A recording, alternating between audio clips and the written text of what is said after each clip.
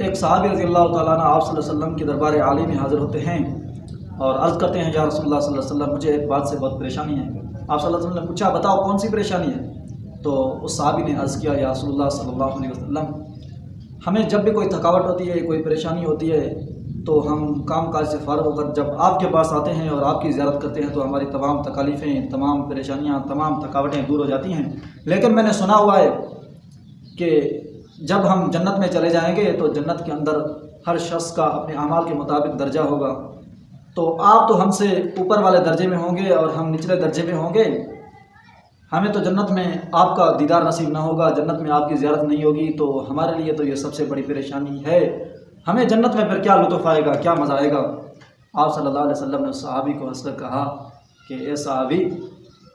تو اس چیز کا معاملہ تو میرے پاس تو کچھ بھی نہیں ہے، اللہ رب العالمین کا یہ فیصلہ ہے، اس میں کیا کر سکتا ہوں؟ وہ صحابی یہ بات عرض کر کے چلے گئے۔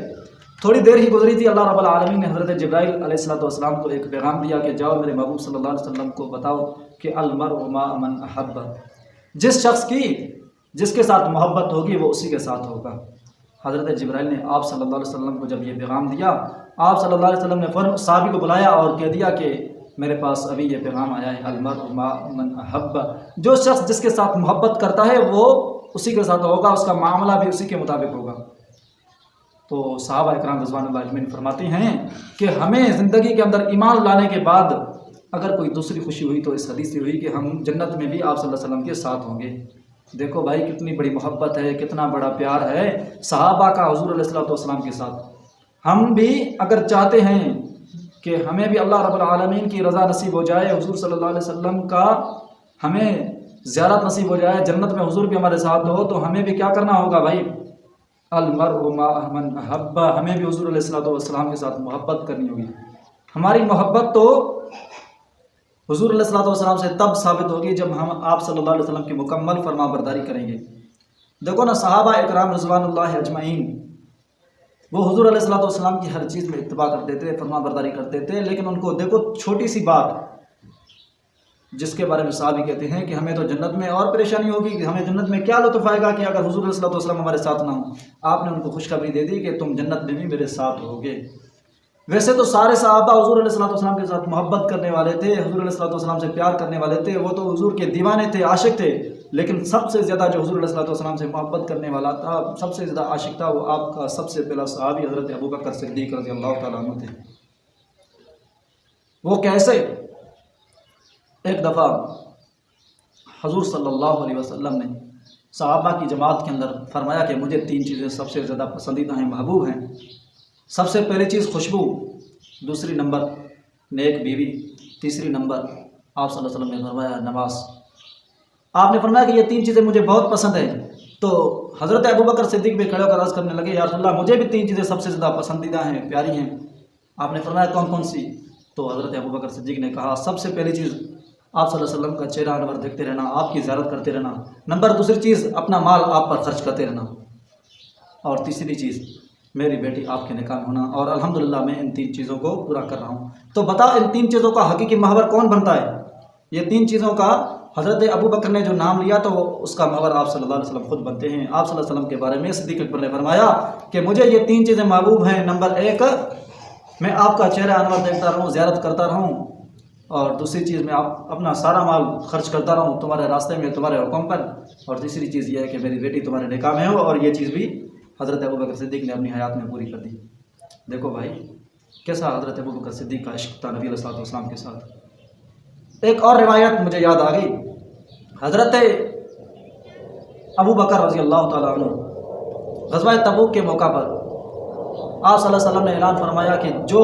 اس جنگ کے لیے جو دینا چاہتا ہے، جس کے پاس جو مال موجود ہے وہ لے کر حاضر کر دے۔ تو حضرت ابوبکر صدیق نے اپنا سارا گھر کا مال لے کر، حتیٰ کہ گھر کے اندر کوئی کونے میں سوئی پڑی ہوئی تھی وہ بھی لا کر آپ صلی اللہ علیہ وسلم کی خدمت میں حاضر کر دی۔ ادھر سے آپ نے پوچھا دوسرے صحابہ سے، حضرت عمر سے پوچھا بتاؤ اے عمر تم کیا لائے ہو؟ اس وقت حضرت عمر رضی اللہ تعالیٰ عنہ نے اپنے گھر کا آدھا سامان لایا اور آدھا گھر رکھ دیا، اور دل ہی دل میں خوش ہو رہا تھا کہ آج تو میں حضرت صدیق اکبر سے جیت جاؤں گا۔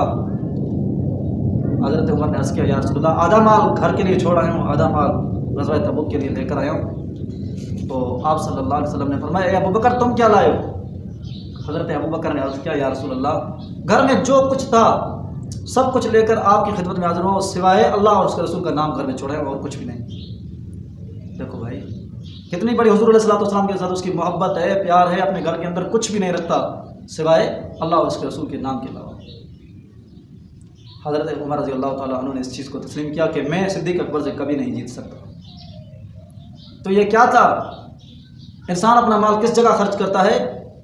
جس جگہ پر اس کو ضرورت لگتی ہے یا جس انسان کے پاس اس کی محبت ہوتی ہے تو پھر اس پر اپنا مال خرچ کرتا ہے۔ مثال کے طور پر اولاد انسان کو سب سے زیادہ محبوب ہوتی ہے، پیاری ہوتی ہے۔ جب وہ بیمار پڑ جائے تو انسان اپنا مال خرچ کرتا ہے یا اپنے پاس رکھتا ہے؟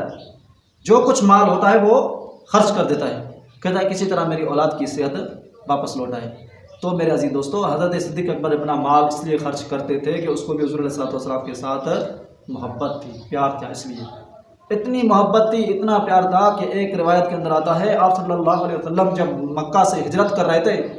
ہجرت کرنے سے پہلے آپ صلی اللہ علیہ وسلم نے صدیق اکبر کو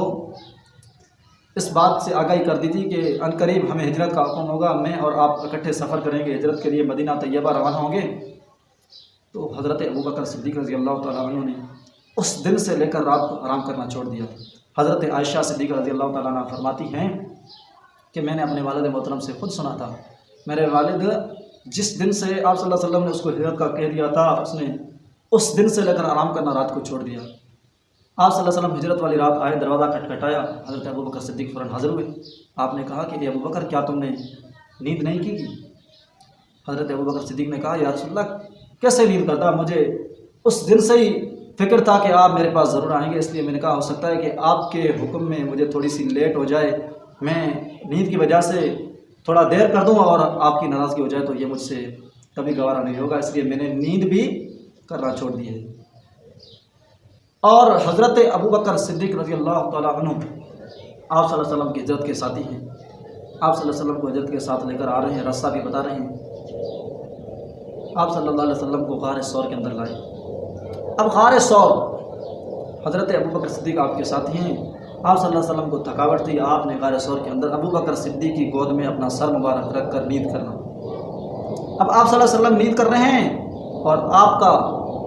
دوست، آپ کا یار صدیق اکبر آنکھ کھلی ہوئی ہے، بیٹھا ہوا ہے، کہیں دشمن کہیں سے حملہ نہ کر دے، اور آپ صلی اللہ علیہ وسلم حضرت ابوبکر صدیق کی گود میں آرام فرمائیں۔ تو تھوڑی دیر گزرنے کے بعد حضرت صدیق اکبر نے دیکھا کہ سامنے سے ایک سوراخ ہے، وہیں سے کچھ موذی جانور کی شکل نظر آ رہی ہے۔ تو آپ نے کیا کیا، اپنے جو پاؤں تھا اس پاؤں کی جو ٹہنی تھی اس کو اس کے اوپر رکھ دیا، پاؤں اس سوراخ کے اندر دے دیا۔ اس سوراخ سے ایک موذی جانور تھا، وہ سانپ، وہ آپ کو ڈس رہا تھا، حتیٰ کہ اس کے ڈسنے کا اتنا اثر ہوا کہ حضرت صدیق اکبر کی آنکھوں سے آنسو نکلے اور وہ آنسو نکل کر آپ صلی اللہ علیہ وسلم کے چہرہ مبارک پر گر گئے۔ تو آپ صلی اللہ علیہ وسلم کی فوراً آنکھ کھل گئی۔ آپ نے پوچھا کہ اے ابوبکر صدیق کیا ہوا، کیوں آنکھوں سے آنسو بنائے، کیا تمہیں کوئی تکلیف ہے، کوئی پریشانی ہے یا گھر والوں کی طرف سے کوئی یاد آ رہی ہے؟ تو حضرت ابوبکر صدیق نے کہا یا رسول اللہ ایسی کوئی بات نہیں، نہ مجھے گھر والوں کی فکر ہے، نہ مجھے کوئی اور تکلیف ہے، نہ اور کوئی پریشانی ہے، بس یہ جس جگہ پر میں نے پاؤں رکھا ہوا ہے اپنا، اس جگہ سے کوئی موذی جانور ہے مجھے ڈس رہا ہے، تو اس کا اتنی اثر ہے، تاثیر ہے، جس کی وجہ سے میں آواز تو نہیں نکال رہا تھا کہ کہیں آپ جاگ نہ جائیں، آپ کی نیند میں خلل نہ ہو، لیکن جسم کے اندر اس کی اتنی تکلیف، درد محسوس ہو گیا کہ آنکھوں سے آنسو نکل آئے جو آپ کے چہرے انور پر گر گئے۔ آپ صلی اللہ علیہ وسلم نے فرمایا ابوبکر اپنے پاؤں کو ہٹاؤ، دیکھیں تو صحیح کون سا جانور ہے۔ جب انہوں نے پاؤں کو ہٹایا تو وہ سانپ بھی نبی علیہ الصلوۃ والسلام کے لیے بےتاب تھا کہ آپ صلی اللہ علیہ وسلم کا ایک دفعہ، کیونکہ غار ثور میں آئے ہیں تو میں بھی دیدار کر لوں، زیارت کر لوں، کیونکہ آپ صلی اللہ علیہ وسلم کو جانور بھی تو پہچانتے تھے۔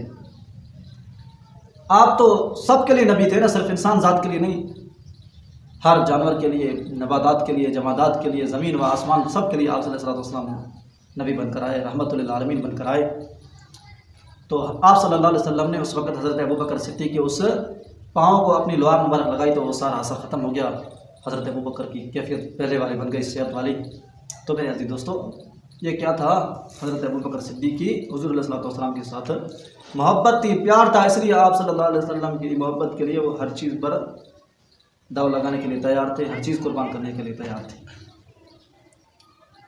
اور حضرت عمر رضی اللہ تعالیٰ عنہ اپنی حیات کے اندر کہتے تھے کہ اگر حضرت ابوبکر صدیق رضی اللہ تعالیٰ عنہ اپنی زندگی کی وہ نیکیاں صرف جو انہوں نے غار ثور کے اندر 3 راتیں آپ صلی اللہ علیہ وسلم کے ساتھ گزاری، وہ 3 دن والی نیکیاں مجھے دے دے اور میں اپنی ساری زندگی کی نیکیاں ان کے دے دوں، تو پھر میرے لیے بھی یہ سب سے بڑی خوش نصیبی ہے، سعادت ہے، کیونکہ ابو بکر کی وہ غار ثور والی نیکیاں میری ساری زندگی کی نیکیوں سے بھی زیادہ اللہ کی یہاں مقبولیت ہے، زیادہ وہ احترام والی ہیں، زیادہ عزت والی ہیں، اس لیے اگر مجھے وہ نیکیاں مل جائیں تو میرے لیے نجات کا سب سے بڑا آسان یہ راستہ